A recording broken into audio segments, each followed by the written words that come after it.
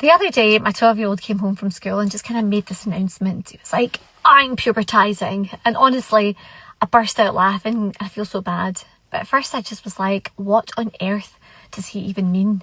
And then he started to explain that he'd been learning all about hormones at school, about puberty, changing bodies, emotions, mood swings, and feeling overwhelmed sometimes. And I was like, oh, my honey, you're basically describing me.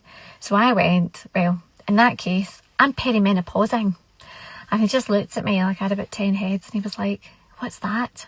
And I said, basically, my darling, it's everything that you are going through, except on top of that, I've also got a mortgage and work and bills and a house to run and you and your sister to look after and about 6,000 unanswered emails and about 47 WhatsApp groups that are just frying my brain. And at this point, I looked over at my husband, who honestly looked like he wanted to run out the house with our 6-year-old daughter, because apparently living with both a teenager and a perimenopausing woman, it feels quite emotionally intense. I was like, try being us. But anyway, all jokes aside, I don't think enough women, enough mums are prepared for the fact that just as your children are changing, you often start changing as well.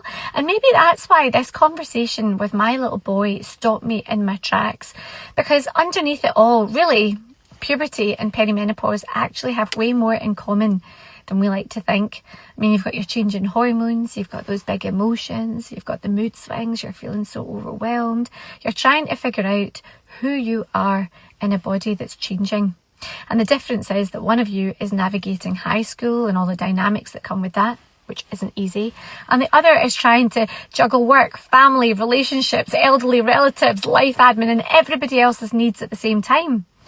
Also, not easy. But honestly, I think that there is something really powerful and special about talking openly about this with our kids. And that's exactly what me and my wee boy did. Like, we talked about what both of us can expect over the next few years and how actually just loving each other and being there for one another through all of it is the best thing that we can do. And some days it might feel like a lot, but this is all normal, and it's okay to take a beat when it feels too much, because maybe instead of feeling like we are worlds apart during these crazy phases of life, I realise we actually do understand each other way more than we think. And maybe that openness actually helps both sides feel a little less confused, a little less alone, and a little more understood. And we're all here for that. So anyway, I thought I would just share this because I know that there's lots of you right now who are transitioning alongside your children. So for me, here's to a pubertising 12-year-old and a perimenopausing mum, both living under one roof. Like, literally fun times ahead for my household.